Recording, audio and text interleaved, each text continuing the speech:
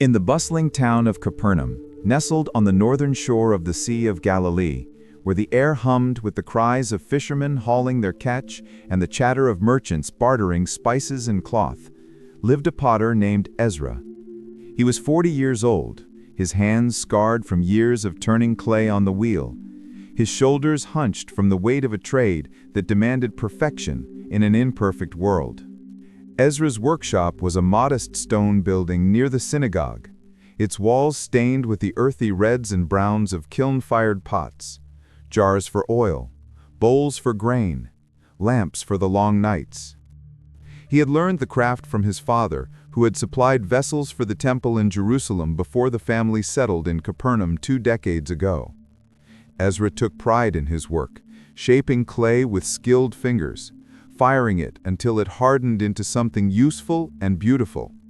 His pots were known throughout Galilee for their even symmetry and subtle glazes that caught the light like the lake at dawn.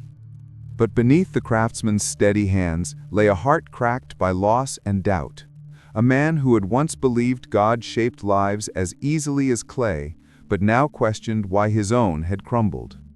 If you're feeling like Ezra right now, your life seemingly broken on the wheel, wondering if God can remake what's shattered, hit that like button and drop "Shaped" in the comments. Let's walk this path of restoration together. Ezra's troubles began 5 years earlier, during a season of drought when the lake's waters receded and the clay pits near Capernaum dried to dust. Unable to dig fresh earth, he relied on old stock, and his pots began to crack in the kiln, uneven, flawed, unsellable.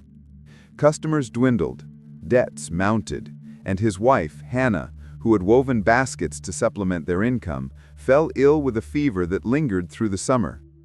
Ezra worked longer hours, his prayers at the synagogue turning desperate. "Lord, mold me as the potter molds clay.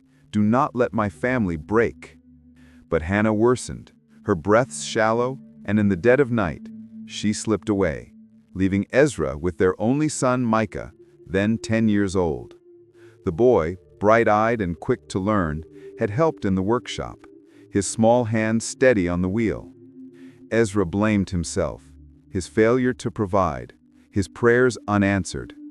"Why, God?" he cried one dawn, smashing a flawed pot against the wall, shards scattering like his hopes.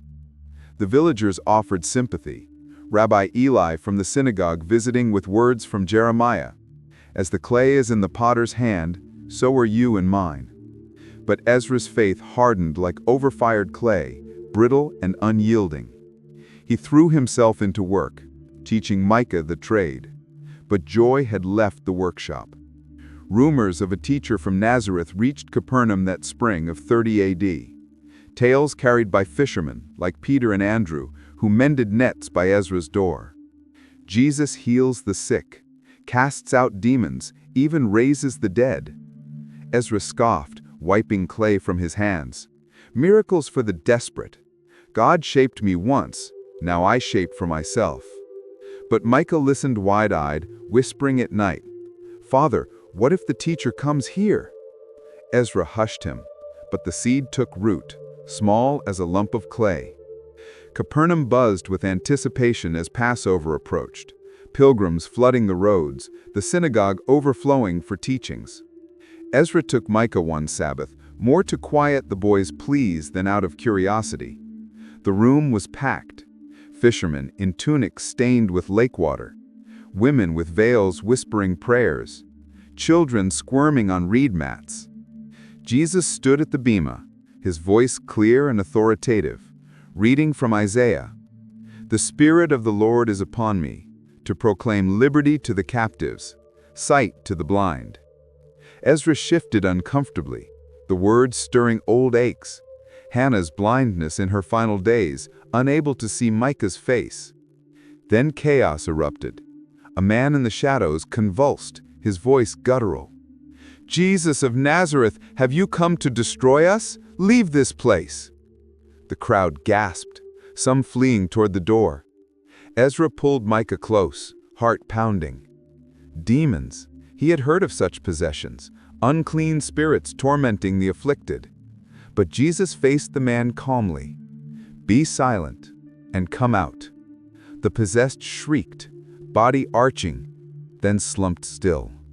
The man sat up, eyes clear, voice normal. "Thank you. The darkness is gone."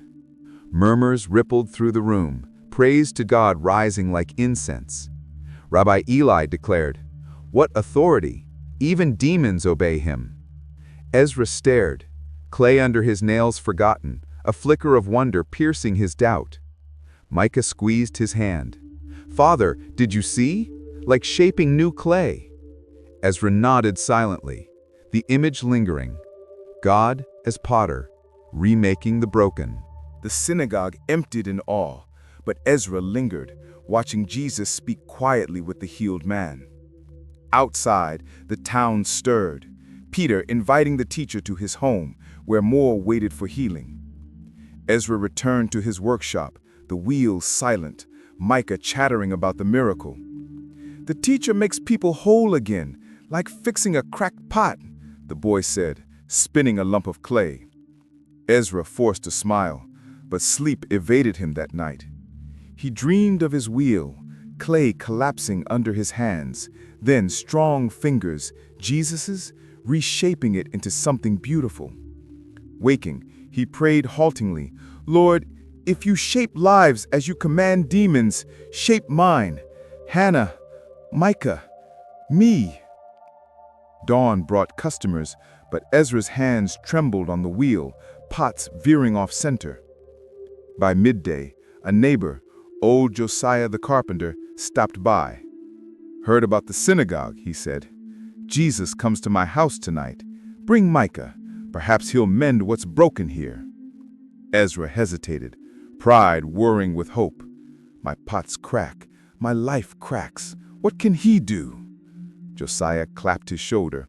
"The same he did for that possessed man. Set it free." As the sun dipped toward the lake, Ezra made his decision. He closed the workshop early, washed the clay from his hands, and with Micah at his side, joined the crowd gathering at Josiah's home. Jesus arrived, the room filling with the sick, a lame boy, a woman with fever, even one muttering under demonic influence. Ezra watched from the corner, heart racing, as Jesus healed them one by one. Commands sharp, touches gentle, peace following like calm after storm. When a blind beggar was led in, Ezra's breath caught, reminding him of Hannah's final sightless days. "Lord, have mercy," the man cried. Jesus spat on the ground, made mud, anointed the eyes. "Go, wash in the pool of Siloam." The man obeyed, returning with sight restored, praising God. The room erupted in wonder, but Ezra felt a deeper stirring. Could God remake his broken life, his fractured faith? Night deepened, the gathering spilling into the courtyard under stars reflecting on the lake. Jesus taught of the kingdom, a realm where the potter refashions the marred, where no vessel is discarded. Ezra's eyes burned, Micah slept against him. When the crowd thinned, Ezra approached, voice low. "Teacher, I am a potter. My hands shape clay, but my life, it cracks. My wife gone, my son alone, my faith brittle. Can you mend what I cannot?" Jesus looked at him, seeing the scars on hands and heart. "Ezra, every potter knows the wheel turns again. Bring your brokenness to me. I am the master potter." Ezra nodded, tears falling, the weight lifting slightly. "Show me how." Jesus placed a hand on his shoulder. "Follow me. Let me shape you as you shape clay, daily with patience." Micah stirred. "Father, will he fix our pots too?" Ezra laughed softly, hope dawning. The night ended with prayers, Ezra's first true ones in years. Yo, if Ezra's plea resonates with your own broken places, subscribe and hit the bell. Part 2 next week reveals the true miracle. Comment "mended" if God's reshaping something in you right now. Share this hope. The following days blurred into a rhythm of wonder and work. Ezra reopened the workshop, but now with Micah asking questions about Jesus, and neighbors stopping to hear of the synagogue miracles. Ezra shared haltingly, his story of the possessed man drawing gasps. "He commands even unclean spirits," he said, hands steadying on the wheel. Pots fired true that week, no cracks, as if the clay responded to his renewed spirit. Rabbi Eli invited him to speak at Synagogue, but Ezra demurred.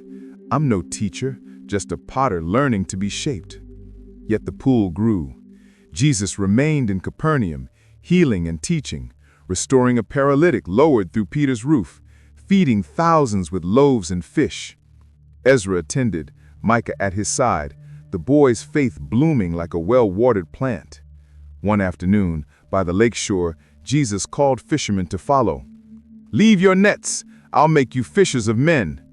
Peter obeyed, boat left behind. Ezra watched, longing stirring. That evening, as he spun clay, Micah asked, "Father, will we follow too?" Ezra paused, the wheels slowing. "Perhaps, son, if God wills." But doubt lingered, his workshop, their livelihood, the memory of Hannah's empty place. Night fell, and Ezra prayed by the kiln's dying embers. "Master Potter, turn my wheel. Show me your design." Word spread of Jesus' authority, drawing crowds and opposition. Pharisees questioned healings on Sabbath, calling them work forbidden. Ezra overheard at market. "He claims to forgive sins, blasphemy." But Ezra saw the changed lives, the blind seeing, the lame walking, the possessed free. His own heart softened, guilt over Hannah's death easing. "Not my failure, but your timing, Lord," he whispered. Micah helped fire pots, their glazes shining brighter. Customers returned, praising the quality, but Ezra gave freely to the poor, remembering Jesus' words to the rich young ruler.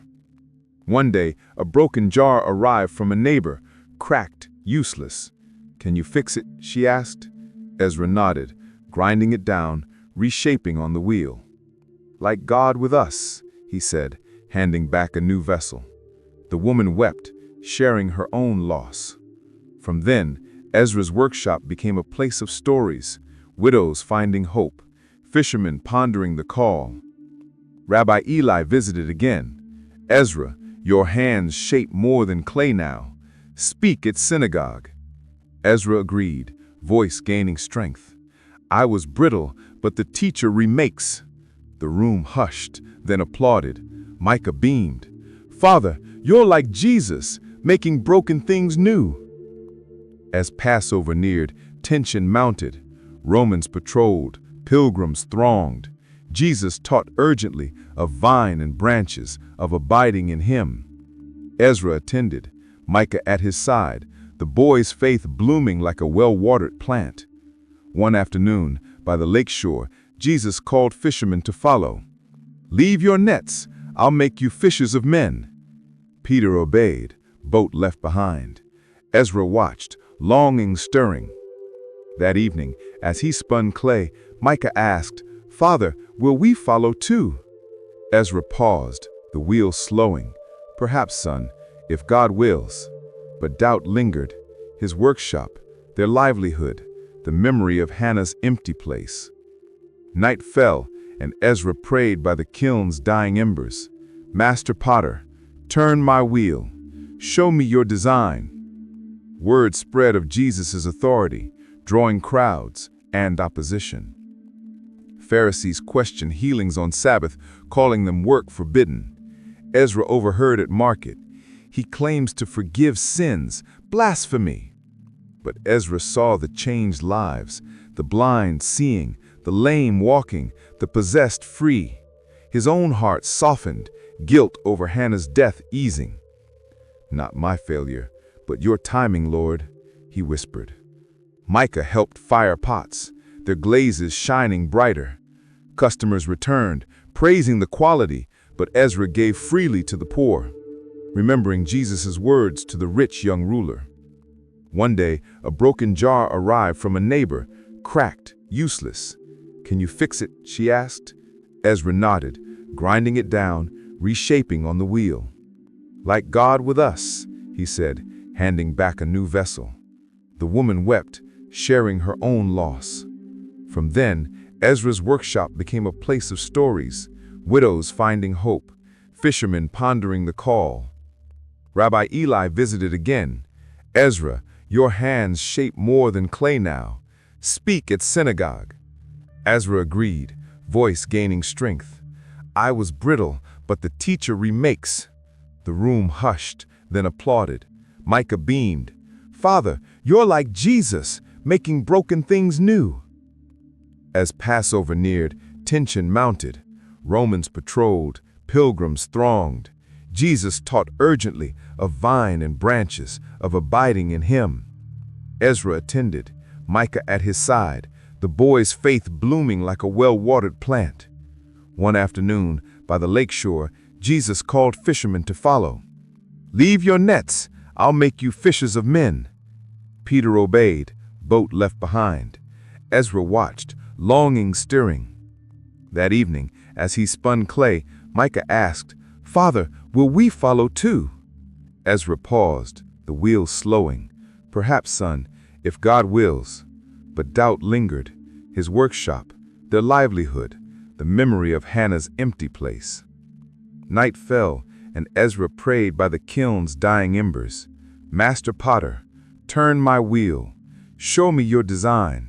Word spread of Jesus' authority, drawing crowds and opposition. Pharisees questioned healings on Sabbath, calling them work forbidden. Ezra overheard at market, "He claims to forgive sins, blasphemy." But Ezra saw the changed lives, the blind seeing, the lame walking, the possessed free. His own heart softened, guilt over Hannah's death easing. "Not my failure, Lord, but your timing." Micah helped fire pots, their glazes shining brighter. Customers returned, praising the quality, but Ezra gave freely to the poor, remembering Jesus' words to the rich young ruler. One day, a broken jar arrived from a neighbor, cracked, useless. "Can you fix it?" the woman asked. Ezra nodded, grinding it down, reshaping on the wheel. "Let God with us," he said, handing back a new vessel. The woman wept, sharing her own loss. From then, Ezra's workshop became a place of stories, widows finding hope, fishermen pondering the call. Rabbi Eli visited again. "Ezra, your hands shape more than clay now. Speak at Synagogue." Ezra agreed, voice gaining strength. "I was brittle, but the teacher remakes." The room hushed, then applauded. Micah beamed. "Father, you're like Jesus, making broken things new." As Passover neared, tension mounted. Romans patrolled, pilgrims thronged. Jesus taught urgently, of vine and branches, of abiding in him. Ezra attended, heart full. One evening, after casting out a demon from a child, Jesus noticed Ezra. "Potter," he said, "your wheel turns for the kingdom now. Follow me fully." Ezra knelt. "Yes, Lord, shape me." He left the workshop to Micah and a helper, joining the disciples' circle, carrying water, mending sandals, listening. The lake mirrored his transformation, calm after storms. But shadows loomed, whispers of betrayal, plots against the teacher. Ezra prayed fervently, "Protect him, Lord, as you protect the clay." Ezra's journey with Jesus deepened as he learned to trust the master potter more with each passing day. He began to see his imperfections not as failures, but as parts of a vessel still being formed. Jesus took him to homes in Capernaum, where the sick and needy awaited healing, children with fever, women tormented by spirits, men crippled and mute. At each visit, Ezra witnessed compassion that seemed to flow from the very heart of God. One day, a paralyzed man was brought through the roof into a crowded house. Jesus looked at the man with love and commanded, "Your sins are forgiven." The murmurs of the teachers of the law filled the room with suspicion, but Ezra saw faith ignite in the man's eyes. When Jesus told Peter and Andrew to cast their nets again after a fruitless night, the nets overflowed with fish, and the disciples fell to their knees in awe, pledging to follow him. Ezra felt called too, the wheel at his workshop now turning with purpose beyond clay. Micah watched his father's hands, once trembling, now confident. The family prayed beneath starlit skies, no longer fearful but expectant of God's unfolding plan. Days passed with more healings and teachings. Jesus calmed storms and fed thousands with loaves and fish, his miraculous power proving he was the promised Messiah. Ezra's faith grew, yet doubts lingered. Could he leave behind the security of his craft to follow this itinerant teacher fully? The call was urgent, the stakes eternal, and Ezra wrestled with fear and hope.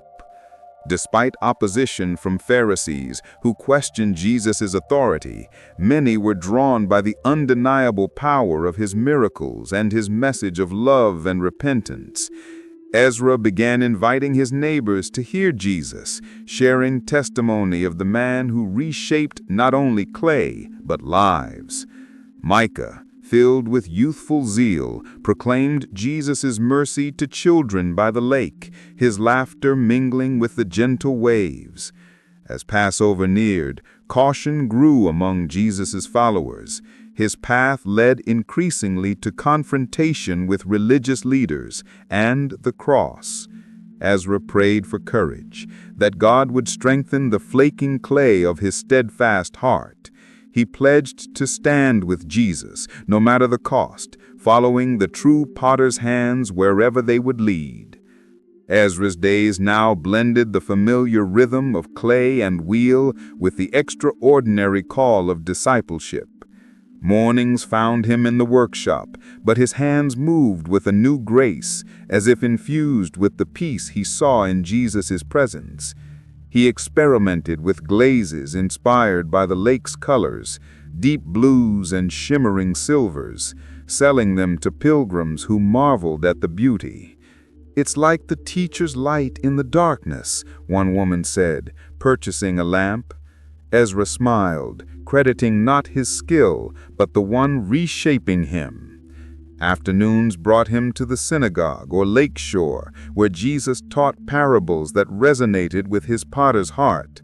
The kingdom as leaven working through dough, subtle yet transformative, as a mustard seed growing into a sheltering tree. Ezra shared these with Micah during evening meals, the boy absorbing them like soft clay taking form. "Father, when Jesus makes a miracle, it's like remaking a broken pot," Micah said one night, his eyes bright. Ezra nodded, ruffling the boy's hair. "Yes, son, and he's remaking us." Hannah's absence still ached, a hollow in their home. But Ezra felt her memory honored in his service, her gentle faith now his guiding light. He visited her grave by the lake, placing a small clay dove there, whispering, "You've been reshaped in heaven, love. Help me endure here." Wind off the water carried his words, and peace settled, the first true healing of his grief. Opposition grew as Jesus' fame spread. Pharisees cornered him after healing a withered hand on Sabbath, accusing blasphemy. Ezra overheard, heart pounding, would the leaders turn against them all? Jesus responded with authority. The Sabbath was made for man, not man for the Sabbath. Ezra admired the wisdom, but fear crept in, his own faith tested like clay in the fire. That night, alone with Micah, he confessed, "Son, following the teacher means risk. The leaders hate him." Micah hugged him. "But God shapes us strong, Father, like your best pots." Ezra held the boy close, resolve hardening. Jesus called him fully one dawn by the water. Ezra, leave the wheel, fish for men with me. Ezra knelt, tears flowing. Yes, Lord, mold me for your kingdom. He entrusted the workshop to Josiah's son, a young apprentice eager to learn, and joined the disciples, carrying water skins, mending sandals, witnessing healings that defied nature. In Nain, Jesus raised a widow's son. Ezra wept, remembering Hannah, the power of life over death shaking his soul. Crowds swelled, but so did danger. Herod's spies, Roman patrols. Ezra prayed constantly, his hands now empty of clay, but full of purpose. Micah stayed in Capernaum under Rabbi Eli's care, the boy promising, "I'll shape pots for the kingdom, Father." Ezra's heart swelled, his legacy lived on. As Passover approached, Jesus set his face toward Jerusalem, the air thick with tension. The disciples sensed the shadow of the cross, but Jesus spoke of glory beyond suffering. Ezra walked closer, absorbing every word, his broken wheel a distant memory. "You are the potter, I am the clay," he prayed, ready for whatever form God designed. Ezra's commitment to the journey meant embracing both joy and sorrow, the wheel of life spinning with unpredictable turns. He recalled the days when his pots would crack in the kiln, the frustration of wasted clay, but now he saw parallels in the spiritual trials they faced. One afternoon, as they rested by a spring, Jesus washed the disciples' feet, demonstrating servant leadership. Ezra's turn came, and as Jesus' hands touched his calloused soles, he felt the dirt of doubt and fear being cleansed away. "Lord, you serve the lowliest," Ezra said softly. Jesus replied, "And you will serve as I have served, humbly, with love." That act bound Ezra closer, his potter's pride melting into willing obedience. The group shared stories around campfires, each disciple revealing layers of their past: Peter's impulsiveness, John's youth, James' ambition. Ezra spoke of Hannah's illness, the guilt that had hardened his heart like over-fired clay. "I thought God abandoned me," he admitted. Jesus, sitting nearby, placed a hand on his shoulder. "I never abandon my vessels, Ezra. Even in the kiln's heat, I am forming you." Comfort flooded him, the Master's words like cool water on scorched earth. Micah's letters arrived sporadically, filled with news of the workshop thriving under the apprentice's care. "The pots sell well, Father," he wrote, "and I etch parables on them as you taught. The villagers ask for Jesus' stories." Ezra replied with sketches of their travels, promising return. The boy's faith encouraged him, a reminder that God's shaping extended to generations. As they neared Jerusalem, the atmosphere shifted. Crowds thicker, whispers of messiahship louder. Ezra felt the weight, the air charged with expectation and peril. Pharisees confronted Jesus again, demanding signs. "If you are the prophet, prove it," one sneered. Jesus sighed. "A wicked generation seeks signs, but no sign will be given except Jonah's." Ezra pondered the words, seeing how his own life had been the sign, reshaped from brokenness. At Bethany, Lazarus' raising stunned them all. Ezra touched the grave clothes, marveling at life from death. "Like clay from dust," he whispered. The miracle fueled their resolve, but betrayal loomed. Judas's mood darkening, soldiers' shadows lengthening. In the upper room, Jesus broke bread. "This is my body, broken for you." Ezra's heart clenched, sensing the cost. The garden prayer followed, agony in Gethsemane. Ezra kept watch, but slept, waking to chaos, torches, arrest. He fled, torn between loyalty and terror, hiding in an olive grove as dawn broke. News came in fragments: trial, scourging, crucifixion.